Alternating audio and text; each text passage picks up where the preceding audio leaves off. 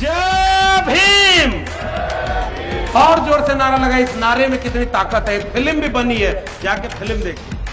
और मैं जब एक ओबीसी तबके से आकर के इस तरह के कार्यक्रमों में शामिल होता हूं तो लोग मुझसे कहते हैं कि तुम तो यादव हो, डॉक्टर अंबेडकर से तुम्हारा क्या रिश्ता है। ये कहते हैं हमसे कि तुम यादव हो, तुमको अंबेडकर से क्या मतलब, ये बुद्धिस्ट फटके से क्या मतलब। इस देश के ओबीसी को यह पता ही नहीं है कि अनुच्छेद 15, अनुच्छेद 16 और अनुच्छेद 304 जो संविधान में दर्ज किया गया है उसके पीछे डॉक्टर अंबेडकर की क्या भूमिका है। एक बार सोच के बताइए, 50 साल पहले क्या यही स्थिति थी? क्या इतनी इज्जत से, सम्मान से आप कहीं खड़े हो सकते थे?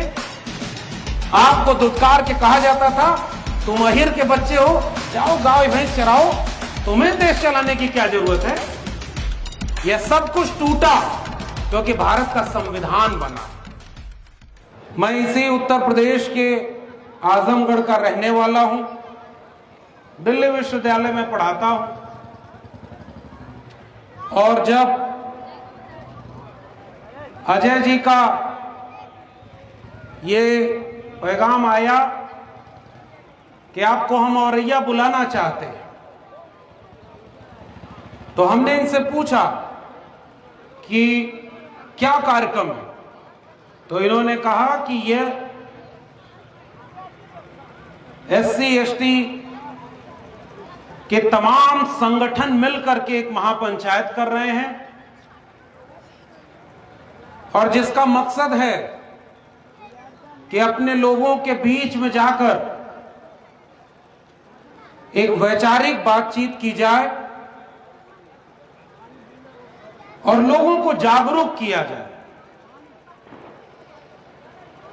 इसीलिए आप देखेंगे कि इस कार्यक्रम में किसी भी राजनीतिक दल का झंडा नहीं, हमारा स्वागत भी इस बेहद खास और अहमियत भरे वस्त्र से किया गया है जिसकी अहमियत आप लोग जानते होंगे। और सामने बाबा साहब की एक आदमकद मूर्ति लगी हुई। आप उस गांव और आसपास के लोग हैं जहां के लोग इतने जागरूक हो गए हैं कि अपने गांव में बाबा साहब की मूर्ति लगाए हुए हैं। यानी मैं आपको बधाई देने आया हूं कि आप लोगों ने अपने आने वाली पीढ़ियों के लिए एक संदेश यहां पर छोड़ दिया है कि ये आपके महापुरुष हैं। और यहीं से मैं अपनी बात करूंगा। आज अभी हमारे जो संगीत के साथी थे वो अपने गीतों के माध्यम से एक संदेश आपको दे रहे थे। और उससे भी खास बात, इस कार्यक्रम की शुरुआत में एक विद्यालय जिसका नाम मैं भूल रहा हूं, उसके 3 छात्र और 3 छात्राओं ने बाबा साहब को समर्पित गीत के ऊपर नृत्य करते हुए यहां पर एक प्रस्तुति दी। सबसे पहले आपको उनके लिए हिम्मत, हौसला बढ़ाने के लिए उनके लिए एक जोरदार तालियां बजाइए। जिन छात्रों ने यहां पर नृत्य किया, क्योंकि हम उस तबके से आते हैं जिसको पैदा होते ही घर वाले डरना सिखाते हैं, डर के रहो। और उनमें भी लड़कियां, मैं तो अभी भी कह रहा हूं, पुरुष कहीं भी खड़ा हो जाता है, माइक लगाए, साउंड लगाए, मंच लगाए, 4 आदमी खड़े होकर सुनने लगेंगे। या कहीं कार्यक्रम हो रहा है, बुलावा गया, तो पुरुष घर के आके खड़े हो जाते हैं। इतनी तादाद में महिलाएं अगर किसी कार्यक्रम में आकर के बैठी हुई हैं, शामिल हैं, तो यह बताता है कि यह कार्यक्रम कोई आम कार्यक्रम नहीं है, यह बहुत खास कार्यक्रम है जिसमें इतनी महिलाएं शामिल हैं। हमारे घरों की महिलाओं को तो निकलने ही नहीं देते। और ये छोटे छोटे बच्चे,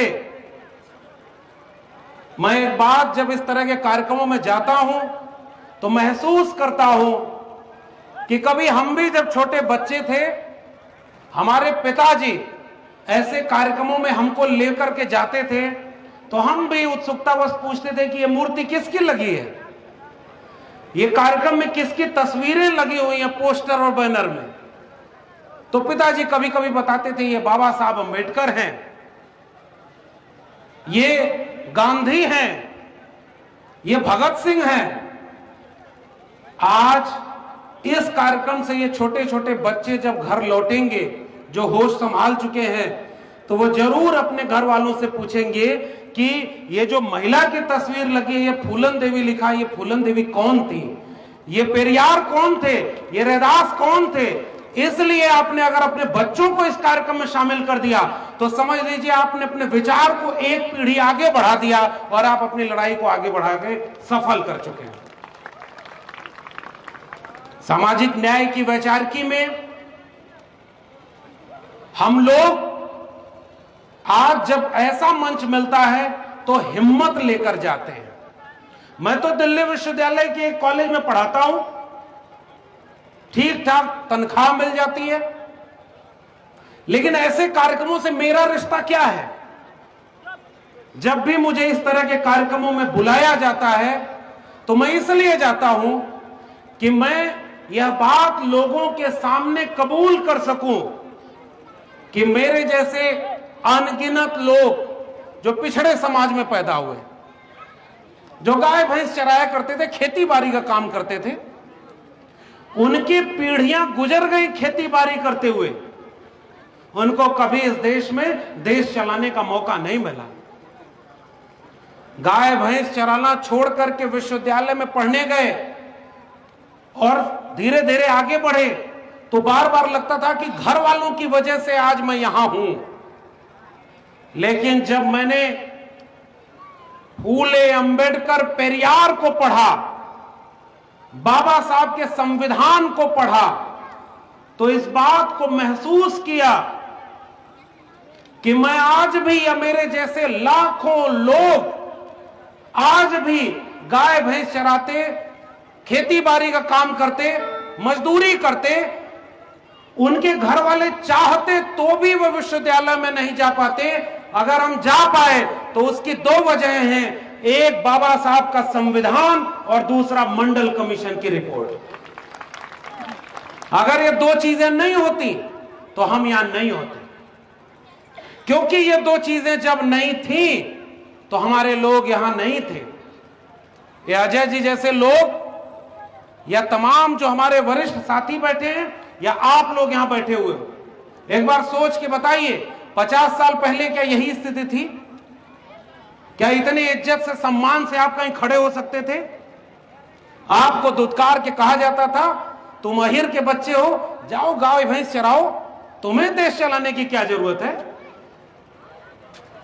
तमाम लोगों को जाति के आधार पर उनका सम्मान और गांव में हैसियत बना दी गई। यह सब कुछ टूटा क्योंकि भारत का संविधान बना। तो आज आपको यह जरूरत इस बात की है, और खासकर मैं माताओं और बहनों से यह गुजारिश कर रहा हूं, एक बात आप लोग समझिएगा,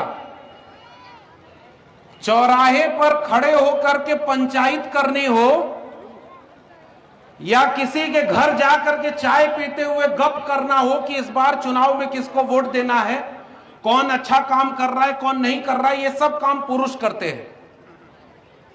लेकिन घर के भीतर महिलाओं तक पुरुष की पहुंच नहीं हो सकती।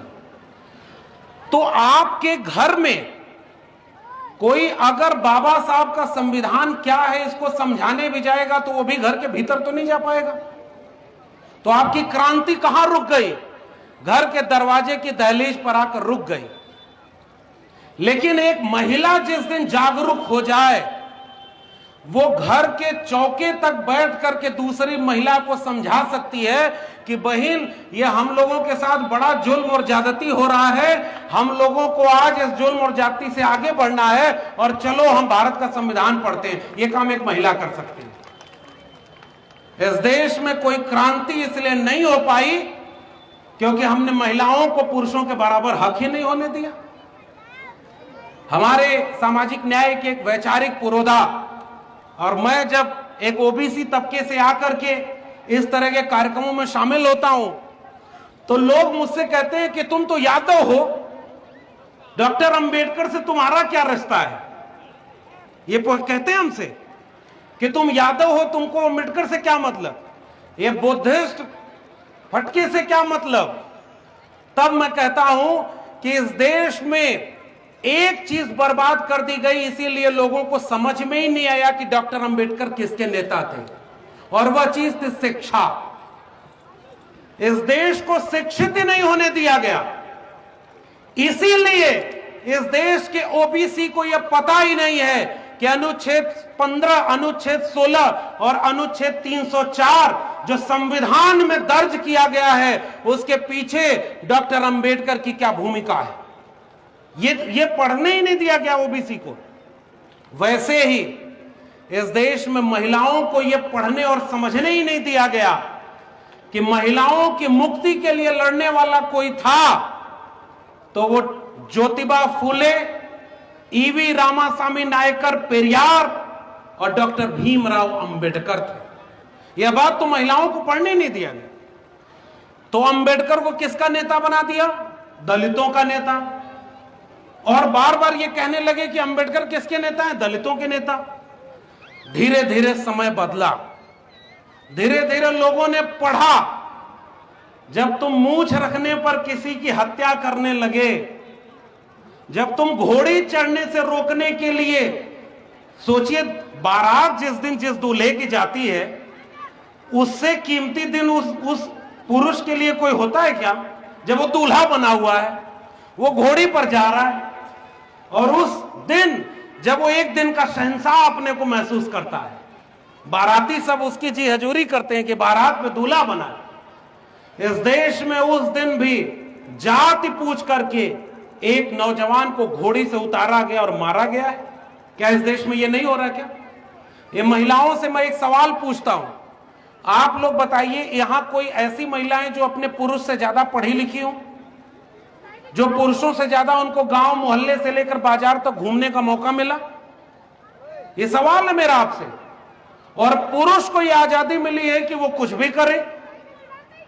घर की लड़कियों को जैसे ही वो बड़ी होती है समझाया जाता है कि तुमको ऐसे चलना है, ऐसे रुकना है, ऐसे बैठना है, ऐसे हंसना है, और लड़कों को नहीं सिखाया।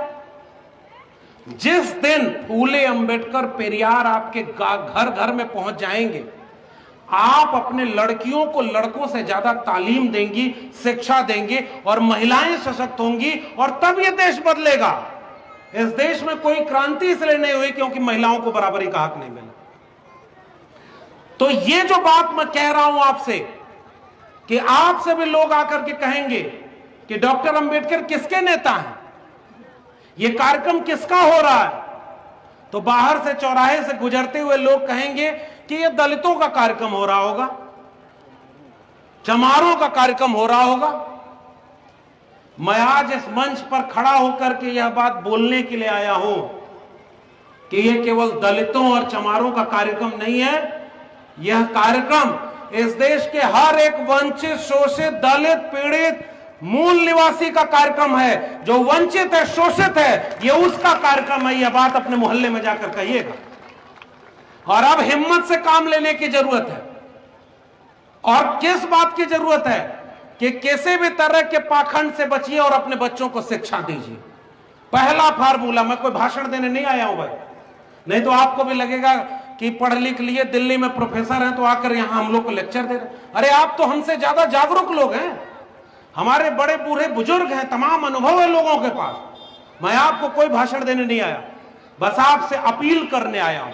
पहली अपील, अपने घर में एक रोटी कम बने चलेगा। आपके घर में अगर चूना की पुताई नहीं हुई है तो रोक दीजिएगा। आपके घर में 2 जोड़ी कपड़ा की बजाय 1 कपड़े में काम चला लीजिएगा। लेकिन अगर अपने घर के लड़के और लड़कियों को पढ़ने के लिए स्कूल जरूर भेजिएगा। ये आप भरोसा दिलाएं। आप बताइए ये बात करेंगे कि नहीं करेंगे? आप महिलाएं बताएं, आप लोग ये गलत बात है क्या? शिक्षा आपके बच्चों को नहीं मिलनी चाहिए? शिक्षा मिलनी चाहिए कि नहीं? अब शिक्षा मिलनी चाहिए तो होना क्या चाहिए भाई? जब तक बच्चे छोटे हैं तो स्कूल घर के नजदीक होना चाहिए। लड़कियां बड़ी हो गई तो बहुत दूर पढ़ने जाएंगी तो मुश्किल होती, चिंता होती घर वालों को। इसका मतलब कि आप पहचानिए उन लोगों को जो शिक्षा के लिए लड़ते हैं। आप लोगों में से कितने लोग ऐसे हैं जो सावित्रीबाई फुले को जानते हैं? हाथ उठाइए जरा। आप लोगों में से कितने लोग सावित्रीबाई फुले को जानते हैं? कितने लोग फातिमा शेख को जानते हैं? यह जागरूक लोगों का समूह है। और जो लोग ज्योतिबा फुले के साथ सावित्रीबाई फुले को जानते हैं, वो जानते हैं कि उनके लिए शिक्षा की देवी कोई है तो वो सावित्रीबाई फुले हैं, जिन्होंने लड़कियों के लिए पहला स्कूल खोला। और आपको जान के आश्चर्य होगा कि जब पहला स्कूल खोला तो उनका विरोध होता था कि लड़कियां पढ़ लिख के क्या करेंगी। आज भी घरों में, आपके घरों में ये बातचीत होती होगी कि लड़की हाई स्कूल कर ली, इंटर कर ली, बीए कर ली, अब उसकी शादी करा दो।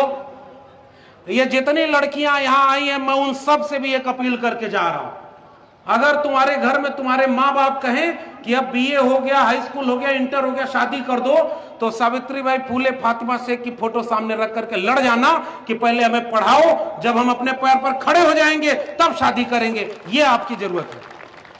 क्यों शादी कर दे भाई? क्योंकि आज जरूरत इस बात की है कि अगर एक लड़की पढ़कर दूसरे घर में जाएगी तो पीढ़ियां बदल देगी, और जब पीढ़ियां बदल जाती हैं तो उन्हें कोई मानसिक गुलाम नहीं बनाएगा। यह काम आज बहुत जरूरी है। और जितने पुरुष हैं, अच्छा एक बात बताइए, अगर किसी जगह पर गरीबों का शोषण अमीर करता है तो आप गरीबों को समझाने जाएंगे कि अमीरों को समझाएंगे कि शोषण करना बुरी बात है? किसको समझाएंगे? जोर से बोलिए, किसको समझाएंगे? अमीरों को समझाएंगे। वैसे ही जिस जगह पर महिलाओं को हमेशा दबा के रखा गया, तो ज्यादा समझाने की जरूरत किसको है? महिला को कि पुरुष को? महिला को। क्यों? महिला को तो पहले से ही आपने दबा के रखा। समझाने की जरूरत किसको है? पुरुष को, जिसके दिमाग में बीमारी है। ज्योतिबा फुले अगर अपनी पत्नी सावित्रीबाई फुले को पढ़ने के लिए, स्कूल पढ़ाने के लिए नहीं भेजते तो क्या वो शिक्षा की क्रांति हो पाती? क्या आप जितने लोग हैं यहां, तो जागरूक लोग, मैं फिर से कह रहा हूं, आप जिस भी जगह जाते हैं अपने घर की महिलाओं को साथ लेकर जाइए और ये बात अपने घर की दीवारों पर जाकर लिख दीजिए कि अगर शिक्षा नहीं मिली तो आपके बच्चों का भविष्य बर्बाद होना तय है। यह बात नोट कर लीजिएगा। ये जो मूर्ति बनी है बाबा साहब की, उनके हाथ में किसी धर्म की किताब है क्या? कोई किताब है क्या उनके हाथ में? धर्म की किताब है क्या? उनके हाथ में कौन सी किताब है? जोर से बोलिए, कौन सी किताब है? भारत का संविधान क्या है? एक लाइन में अगर पूछा जाए भारत का संविधान क्या है जिससे भारत चलता है, जिससे भारत आगे बढ़ रहा है, वही ना है, वो एक किताब है। तो भारत का संविधान इनके हाथ में क्यों है? एक बार जोर से बताइए। बाबा साहब के हाथ में भारत का संविधान क्यों है? क्योंकि बाबा साहब उस ड्राफ्टिंग कमेटी के चेयरमैन थे। बाबा साहब ने लिखा है भारत का संविधान। यह बात पता है ना आप लोगों को? अगर बाबा साहब पढ़े लिखे ना होते तो क्या उनको भारत का संविधान लिखने का मौका मिलता? क्या विदेश में जाकर बाबा साहब अगर पढ़ाई नहीं किए होते तो क्या उनको भारत में संविधान लिखने का मौका मिलता? क्या अरे विदेश में पढ़ करके लौटे तो रहने को घर नहीं दे रहे थे, वो भारत का संविधान लिखने के लिए मौका देते क्या?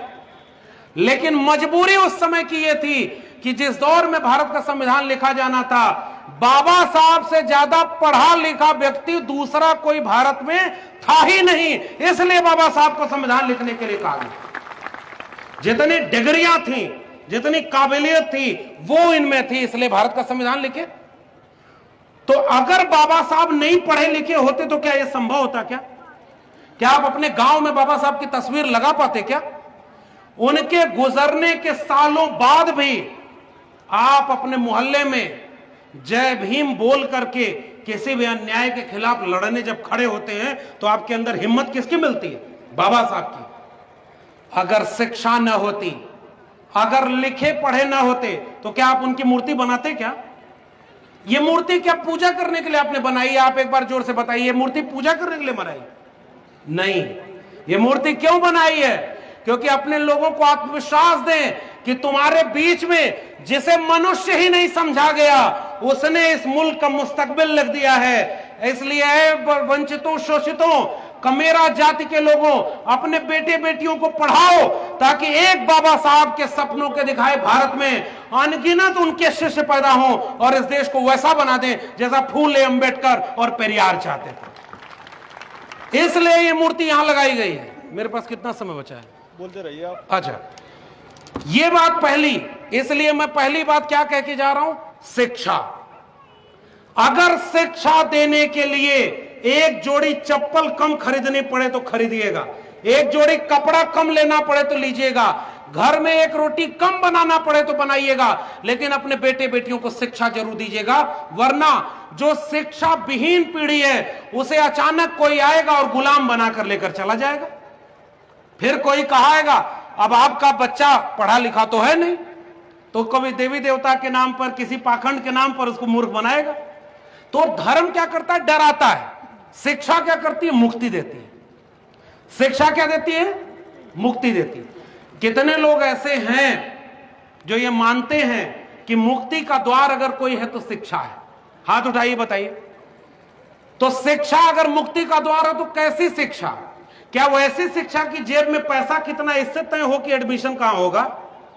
बाबा साहब, ज्योतिबा फूले, पेरियार साहब कौन सी शिक्षा चाहते थे? वह शिक्षा जिसमें आपकी जेब में कितना पैसा है इससे तय न होना पड़े कि आपको शिक्षा मिलेगी कि नहीं। बाबा साहब और ज्योतिबा फूले, सावित्रीबाई फूले, वो लोग स्कूल खोलने गए। अब एक किस्सा सुनाता हूं, इसे ध्यान सुनिएगा, 2-3 बातें बताऊंगा। जब ज्योतिबा फूले और सावित्रीबाई फूले स्कूल में पढ़ाना शुरू कर दिए तो जब घर लौट कर गए तो देखते हैं कि उनके पिता को कुछ लोग जाकर के भड़का रहे हैं कि ये तुम्हारे बेटा और बहू ये तो अनर्थ कर रहे हैं, ये तो पाप कर रहे हैं। तो उन्होंने पूछा क्या पाप कर रहे हैं? तो उन्होंने कहा ये तो लड़कियों को पढ़ा रहे हैं, ये छोटे छोटे अछूत बच्चों को पढ़ा रहे हैं, ये तो धर्म भ्रष्ट कर देंगे, ये तो सब बर्बाद हो जाएगा। तो पिताजी नाराज हो गए। पिताजी ने ज्योतिबा फूले से कहा कि तुम ये काम बंद कर दो। ज्योतिबा फूले ने कहा कि मैं तो शिक्षा दे रहा हूं, इससे धर्म कैसे भ्रष्ट होगा भाई, हम तो अपने बेटे बेटियों को पढ़ा रहे हैं। उन्होंने कहा कि फिर एक काम करो, या तो ये काम बंद कर दो या घर छोड़ दो। ज्योतिबा फूले, सावित्रीबाई फूले की जगह हम आप होते तो क्या करते? एक बार सोच के बताइए। हम कहते कि पिताजी ज्यादा महत्वपूर्ण हैं, चलो पिताजी की बात मान लेते हैं, बंद कर देते हैं स्कूल, सारा ठेका हमने लिया है क्या? बोलते कि नहीं? ऐसा बोलते। ज्योतिबा फूले, सावित्रीबाई फूले ने क्या कहा? हम शिक्षा देना बंद नहीं करेंगे, हम आपका घर जरूर छोड़ सकते हैं। और दोनों घर छोड़ करके चले गए और स्कूल और विद्यालय खोला। सावित्रीबाई फूले के ऊपर मैला फेंका गया, कचरा फेंका गया। वो 2 साड़ी लेकर घर से निकलती थी और जाकर के एक साड़ी विद्यालय में बदलती थी और बच्चों को पढ़ाती थी और कविता लिखती थी कि वो मेरे ऊपर गोबर फेंकते गए और मैं उनके दिमाग का गोबर ठीक करने के लिए विद्यालय में शिक्षा देती चली गई। आज भी जो लोग कल सावित्रीबाई फूले पर गोबर फेंक रहे थे वही लोग आज गोबर में विज्ञान ढूंढते हैं। बताइए सही बात है कि नहीं? गोबर में विज्ञान कौन ढूंढ रहा है? नालिक गैस से चाय कौन बनाता है? सुना है आप लोगों ने कि नहीं? नालिक गैस से चाय बनती है। महाभारत काल में इंटरनेट था। अरे भाई नहीं, हमें पढ़ने दो, हमें पढ़ने का हक चाहिए। दूसरी चीज अगर आपको जरूरत है वो किसकी? स्वाभिमान की। हमें मनुष्य हैं और हम सब बराबर, हम सब बराबर हैं और हमें किसी से डराओ नहीं, धर्म से डराओ नहीं। और डर के मारे धर्म आप मानते हो। बाबा साहब ने ये सब कहा कि भाई मुक्ति किस में मिलेगी? सब मनुष्य हैं। और धर्म क्या करता है? डराता है। एक लड़का था हमारे गांव में और वो खजूर के पेड़ पे चढ़ गया, तो खजूर के पेड़ पे से ऊपर देखा तो उसको डर लगने लगी। तो कहा नीचे कैसे जाएंगे? तो उसने कहा कि हनुमान जी अगर हम सही सलामत नीचे उतर गए तो 1 किलो लड्डू आपको चढ़ाएंगे। थोड़ा आत्मविश्वास मिला, आधा उतर गया। आधा उतरने के बाद कहा हनुमान जी थोड़ा गरीबी है हमारे घर में, इसलिए 1 किलो लड्डू तो नहीं चढ़ा पाएंगे, आधा किलो लड्डू चढ़ाएंगे आप। थोड़ा और हिम्मत मिली, थोड़ा और नीचे उतर गया। तो उसके बाद कह रहा है कि आजकल तनख्वाह मिली नहीं है, नौकरी छूट गई है कोरोना के कारण, बिजनेस चल नहीं रहा, तो 250 ग्राम पाव भर लड्डू चढ़ाएंगे, आप उतने में ही खुश हो जाइएगा। और ऐसा करते करते वो जब आदमी नीचे जमीन पर उतरा तो कान पकड़ करके उठक बैठक करता है कि हनुमान जी आप तो भगवान हैं, आज से न पेड़ पर चढ़ूंगा और न लड्डू चढ़ाऊंगा। तो ये जो काम है ये कैसे बनता है? मुक्ति कैसे मिलेगी? शिक्षा से। एक आदमी बहुत परेशान था, पंडित जी आए और उन्होंने कहा कि तुम्हारा शनि ग्रह ठीक नहीं है, तो हम हवन करा दो, कितना पैसा लगेगा? तो बोला 1 लाख रुपया। तो कहा इतना पैसा तो नहीं है हमारे पास। तो कहा अच्छा 50,000 वाली हवन करा दो, उसमें मुक्ति मिल जाएगी। तो कहा 50,000 भी नहीं है। तो कहा 1,000 रुपया वाली करा दें। तो कहा नहीं हो पाएगा। तो कहा अच्छा कुछ दक्षिणा दे दो, हम तुम्हारी मुक्ति कर देंगे। उसने कहा 1 भी रुपया नहीं है। तो पंडित जी खड़े हुए और उन्होंने कहा कि जब तेरी जेब में 1 रुपया नहीं है तो जा बच्चा, शनि तेरा कुछ भी नहीं बिगाड़ सकता। ये किसी के खिलाफ है बात क्या? ये किसी के खिलाफ नहीं है। अरे भाई आपकी जेब में पैसा है तो आपके ऊपर सारा कुछ दुख दर्द है। आपकी जेब में पैसा नहीं है तो क्या कोई बिगाड़ पाएगा क्या?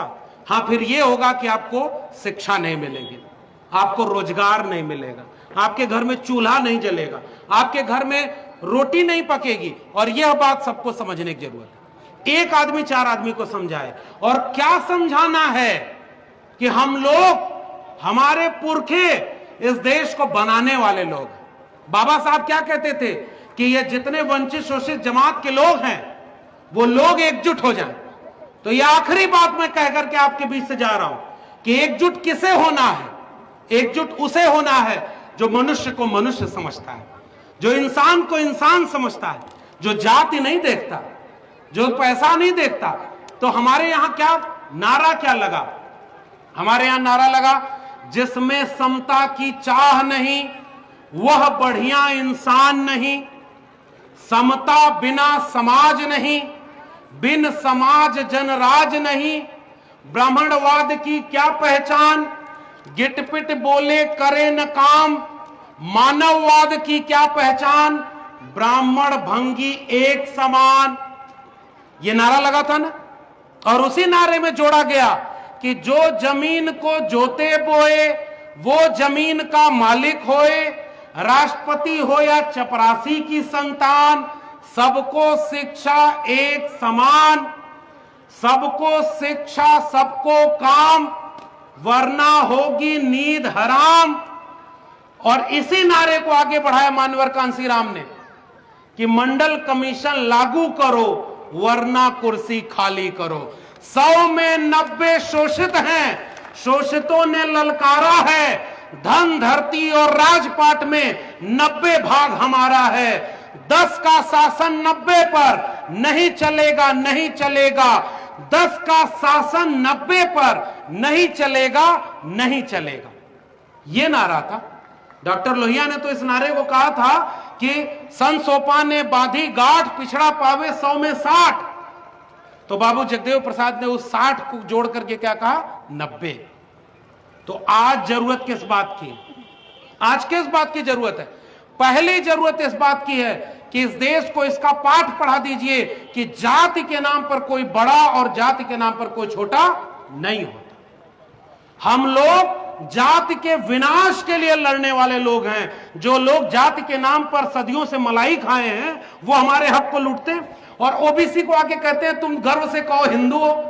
अच्छा एक बात बताइए, अगर ओबीसी हिंदू है, जैसे मैं ओबीसी हूं, मैं तो यादव जाति से आता हूं ना, यादवों को कहा गया कि तुम तो हिंदू हो। तो मेरे एक सवाल का जवाब दीजिए, अगर यादव हिंदू थे तो इस देश में 8-10 प्रधानमंत्री यादव होने चाहिए थे कि नहीं होने चाहिए थे? राष्ट्रपति यादव होना चाहिए था कि नहीं होना चाहिए था? प्रोफेसर, वकील, जज, ब्यूरोक्रेट, व्यापारी, ये सब यादव होने चाहिए थे कि नहीं होने चाहिए? जब हम हिंदू हैं तो देश के केंद्रीय विश्वविद्यालयों में 2019 तक 0 प्रोफेसर ओबीसी के क्यों है भाई? तो ओबीसी को हिंदू कब बनाया गया? जब मुसलमानों को दुश्मन बना के लड़वाना हुआ, जब मस्जिद गिरानी हुई, जब मंदिर के लिए लड़ना हुआ, तब कह दिया कि ओबीसी कौन है? हिंदू है। तो ओबीसी दलित से अलग हो गया और दलित को आदिवासी से अलग कर दिया। ये तोड़ने का काम किसने किया? हमारी विचारधारा के लोग। मैं फिर से कह रहा हूं, आप इन तस्वीरों को अपने मोबाइल कैमरे में खींच कर जाइएगा और अपने बच्चों को बताइएगा कि ये जितने महापुरुषों की फोटो लगी है ना, इसमें से कोई भी नफरत की बात करने वाला नहीं। हमारा हर महापुरुष मोहब्बत की बात करने वाला था, सबको एकजुट करने वाला था, सबको मनुष्य मानने वाला था। और बच्चों को इसका पाठ पढ़ाइए। आपकी टीवी पर रामायण आता है ना, बाबा भीम का जीवन चरित्र क्यों नहीं आता है? हमारे बच्चे रामायण देख रहे हैं, हमसे इससे बढ़िया कि ज्योतिबा फुले को पढ़ें, सावित्रीबाई फुले को पढ़ें। तो मनुष्य होने के नाते सब बराबर। आप फिर क्या मांगने लगेंगे? जब आप जागरूक हो जाएंगे तब आप कहेंगे कि शिक्षा नहीं मिल रही, रोजगार नहीं मिल रहा, नौकरी नहीं मिल रही, और हमारा जो धन संपत्ति था वो घट रहा है। तो फिर क्या होगा? फिर आपका ध्यान भटकाया जाएगा। किसके लिए? कि देखो मुसलमानों की आबादी बहुत बढ़ रही है। अरे भाई क्यों नफरत इतनी करें? मैं तो यादव तबके से आता हूं ना, तो हमारे यहाँ भैंस पाली जाती है। गाय वाय ने छोड़िए, गाय वाय के लोग लेकर के लिंचिंग कर दे रहे हैं, मार दे रहे हैं, लोग जान ले रहे हैं। हमारे यहाँ तो गाय भैंस ऐसे ही पाली जाती थी। हमारे यहाँ गांव में एक बच्चा सुबह घर से निकला तो किसके चौके बर्तन पर जाकर के कहाँ खाना खा लेता था पता ही नहीं चलता था। अब तो गांव गांव में नफरत फैला दी इन लोगों ने। हमारे यहाँ तो मोहब्बत थी। तो हमारे यहाँ भैंस चुराने वाले चोर आते थे अमावस की रात में। अमावस की बात मतलब समझते ना, जब अंधेरिया रात होती है तो अंधेरिया रात में भैंस चुराने वाले चोर आते हैं। और हमारे यहाँ गांव में, आप लोग भी गांव के जानते ही होंगे, जानवरों के गले में एक घंटा पहनाया जाता है। घंटा या घंटी पहनाया जाता है। क्यों पहनाया जाता है? कि वो हिलता डोलता रहे तो मकान मालिक को लगता है कि हाँ जानवर बाहर है, वो सुरक्षित है। और चोर आते हैं, भैंस खोलते हैं, भैंस को लेकर के भागते हैं अंधेरिया रात। अब मान लीजिए इस मोहल्ले से भैंस लेके भागेंगे और अगर इधर से घंटे की आवाज आने लगेगी तो गांव के लोग किधर दौड़ेंगे? जिधर से घंटे की आवाज आ रही, जाएंगे कि नहीं उधर जाएंगे? तो चोर सब क्या करते हैं कि उसको भैंस के गले का घंटा निकाल लेते हैं और घंटा लेकर के, घंटी लेकर के एक चोर उत्तर की दिशा में भागता है तो भैंस लेकर के दूसरे चोर दक्षिण की दिशा में भागते हैं। गांव वाले किस दिशा में जाएंगे? जिधर से घंटी की आवाज आ रही है तो वो उत्तर दिशा में जाएंगे। और चोर भैंस को लेकर किधर गया? दक्षिण दिशा में। भागते भागते चोर एक जगह घंटी फेंक करके भाग जाएगा। गांव वाले हांफते हांफते पहुंचे तो वहां जाके क्या मिली? घंटी मिली। और भैंस चोर लेकर के हमारे आपके हाथ से भी शिक्षा की, रोजगार की, सांप्रदायिक सौहार्द की जो भैंस हमारे पुरखों ने सदियों सदियों से पाल करके हमको मोहब्बत का पाठ पढ़ाया था, उसे कुछ चोर आकर के चुरा रहे हैं और आपके हाथ में घंटी पकड़ा रहे हैं कि देखो हिंदू खतरे में है मुसलमानों से, देखो दलितों का हक जाटवों ने ले लिया, देखो ओबीसी का हक यादवों ने ले लिया, देखो हिंदू खतरे में है, मंदिर बनाने जाना है। और शिक्षा, रोजगार, स्वास्थ्य, इन सब की भैंस को लेकर के वो भाग गए। क्या इस कहानी को समझने में कोई दिक्कत हुई क्या? कुल मिला के खेल इतना ही है। ये कोई रॉकेट साइंस बताए क्या? हम आपके हाथ से क्या छीन लिया? शिक्षा छीन ली। अब मैं आपको आखिरी बात कहते हुए, चूंकि और लोग हैं बोलने के लिए, अजय जी को बधाई दीजिए। नेतागिरी तो बहुत लोग करते हैं और सब नेतागिरी करते हैं। कोई घर में आके ये कहे कि राजनीति बुरी चीज है तो डॉक्टर राम मनोहर लोहिया एक बात कहते थे कि अगर अच्छे लोग राजनीति में नहीं आएंगे तो वो बुरे लोगों द्वारा राजनीति के शिकार होंगे। भाई आप अच्छे लोगों को कह दो कि नेतागिरी में नहीं जाना है तो बुरा आदमी जाएगा राजनीति में, वो चुनाव जीत करके आपका नेता बन जाएगा। तो अपने घर में राजनीति से दुश्मनी मत बनाइए। कोई अगर नेता बनने के लिए काबिल लड़का है, ये सब नए नए लड़के हैं, सब बहुत तेज तर्रार है, इनको आगे बढ़ाइए। तो अजय जी जैसे लोग काम कर रहे हैं, ये नेता भी होंगे, अपने जगह पे राजनीति कर रहे हैं, लेकिन यहां इन्होंने क्या चुना कि चलो हम जोड़ने वाली, मोहब्बत वाली बात करते हैं, चलो सबको एक करते हैं। बाबा भीमराव अंबेडकर के सपनों का भारत कैसे बनेगा, फूले पेरियार के सपनों का भारत कैसे बनेगा, चलो सबको बुलाते हैं और गीत भी गवाएंगे तो उसमें भी बाबा भीम की प्रशंसा कराएंगे। कोई भाषण देने के बुलाएंगे तो उसमें भी कहेंगे कि लोगों को जोड़ने वाली बात करो। तो ये काम करने वाले लोगों का साथ दीजिए। और मैं आखिरी बात जो कह के जा रहा हूं वो ये, मैं एक ही बात आपको समझा के जा रहा हूं, कोई आपके आत्मसम्मान से अगर छेड़खानी करे तो कभी उससे समझौता नहीं करिए। हमारे ईवी रामास्वामी नायकर पेरियार ने दक्षिण भारत में आत्मसम्मान आंदोलन चलाया था। हमारे ज्योतिबा फूले ने सत्य शोधक समाज बना करके आत्मसम्मान आंदोलन चलाया था। हमारे भीमराव अंबेडकर ने तो संविधान में सबके मुस्तकबिल इतना लिख दिया कि आप आज भी उनकी फोटो लगा करके अपने हक हुकूक के लिए लड़ लेते हैं। तो ये जो आत्मसम्मान है, ये किस बात का आत्मसम्मान है? यही कि आज आपके आत्मसम्मान से छेड़खानी हो रही है, आपको आपस में लड़ाया जा रहा है।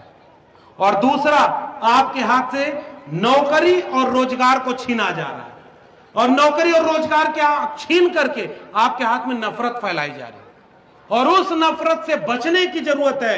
इसलिए आज आपको घर घर में अगर एक किताब जिसकी पूजा करनी चाहिए, पूजा तो खैर किसी की नहीं करनी चाहिए, पढ़ना चाहिए, वो एक किताब अगर कोई है तो भारत का संविधान है। आज आप लोग हाथ उठा कहिए, घर घर में भारत का संविधान रखेंगे कि नहीं रखेंगे? अपने बच्चों को भारत का संविधान पढ़ाएंगे? भारत का संविधान पढ़ाएंगे आप लोग?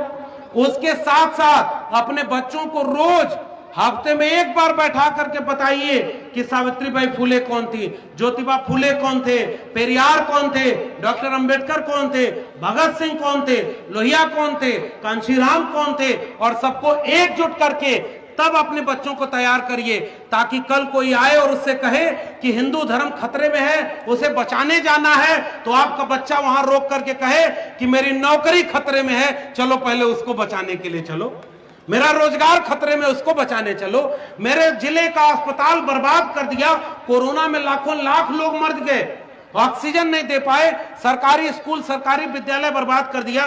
खतरे में कौन है? न हिंदू खतरे में है, न मुसलमान खतरे में है। अगर कोई खतरे में है तो भारत का संविधान खतरे में है, क्योंकि भारत के संविधान ने जितना हक एक हिंदू को दिया है उतना हक एक मुसलमान को दिया है, जितना हक एक ब्राह्मण को दिया उतना हक एक दलित और पिछड़े को दिया।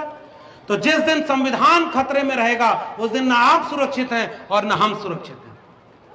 एक नवाज देवबंदी ने एक शेर कहा है कि जलते घर को देखने वालों, फूस का छप्पर आपका है, आग के पीछे तेज हवा है, आगे मुकद्दर आपका है, उनके कत्ल पे मैं भी चुप था, मेरा नंबर अब आया, मेरे कत्ल पे आप भी चुप हो, अगला नंबर आपका है। इसलिए आपस में लड़ना नहीं है, इसलिए यह बात पहचाननी है कि कौन आपका अपना है और कौन पराया है, कौन आपके बच्चों के भविष्य के लिए लड़ रहा है। क्या आपके बच्चों को आप ये कह के जाएंगे कि बेटा हमने तुमको पढ़ाया नहीं क्योंकि राम मंदिर बनवाना था, क्योंकि हमें जो है मस्जिद बनवानी थी, क्योंकि हमें जो है वे कराना था? आपका बच्चा जिस दिन आपसे पूछेगा कि आपकी आंखों के सामने हमारा आरक्षण छीन लिया गया, आपकी आंखों के सामने सारी सरकारी शिक्षा को, नौकरी को प्राइवेट हाथों में बेच दिया, अंबानी अडानी के हाथों में बेच दिया, आप उस समय क्या कर रहे थे? आप कम से कम अपने बच्चों को आंख में आंख मिलाकर कहें कि बेटा जब ये काम हो रहा था तो हम औरैया जिले में एक कस्बे में एक सम्मेलन बुलाया गया था, उसमें जाकर के इस बात की चिंता कर रहे थे कि हमें भारत का संविधान कैसे बचाना है, हम तुम्हारे भविष्य को बचाने की लड़ाई में शामिल थे। यही अपील मैं आपसे करके जा रहा हूं। आने वाले लोग आपको आएंगे, वो समझाएंगे कि इस नेता को वोट दो, इस नेता को वोट दो। बाबा साहब ने कहा मैं तुम्हें एक अधिकार ऐसा देकर जा रहा हूं, वोट का अधिकार। अपने हिसाब से अपना राजा चुनो, जाके लिख दो इस घर के, अपने घर की दीवारों पर कि इस देश के शासक तुम हो, तो उसको चुनिएगा जो आपके बच्चों की शिक्षा की काम करे, जो आपके बच्चों को रोजगार के काम करें, जो सरकारी अस्पताल में दवाई मिले, खेत में सिंचाई मिले और आपकी जेब को कमाई मिले, उसको चुनिएगा। और बाबा साहब के संविधान को, मंडल कमीशन को, जाति जनगणना को जो कराए उसको चुनिएगा। और जाते जाते जाति के विनाश के लिए जरूरी है कि जितने वंचित शोषित लोग हैं, चौधरी छोटू राम कहा करते थे, अय इस देश के कमेरा जाति के लोगों, अय वंचितों शोषितों, अय कमेरा लोगों, अगर तुमने एक बात सुन ली, अपना दुश्मन पहचान लिया और बोलना सीख लिया, तो तुम्हारी आने वाली पीढ़ियों को कोई बर्बाद नहीं कर पाएगा। इसलिए इस कार्यक्रम की महत्ता तब है जब ये महिलाएं अपने घर जाकर के दूसरी महिला से बतियाएंगी, जब ये अपने बच्चियों को पढ़ने का अधिकार देंगे, जब ये छोटे छोटे बच्चों को पढ़ने का अधिकार दिया जाएगा, तब इस कार्यक्रम की सार्थकता है। वरना ऐसे ही एक दिन कोई चोर चुराने वाला आएगा और आपका अपना चुरा कर ले जाएगा और आपके हाथ में क्या मिलेगा? तो एक बार जोर से बोलिए, इस बात की गूंज तो दूर तक जानी चाहिए, जय भीम। और जोर से नारा लगाइए। इस नारे में कितनी ताकत है, एक फिल्म भी बनी है, जाके फिल्म देखिए। तो जय जय जय जय जय भीम, तो जय पेरियार जय भीम, तो जय जय फूले जय भीम, तो जय जय मंडल जय भीम। आपने मुझे आमंत्रित किया, अजय जी का बहुत बहुत धन्यवाद। आपने मुझे सुना, इसके लिए बहुत बहुत शुक्रिया। जय भीम, जय मंडल, जय संविधान।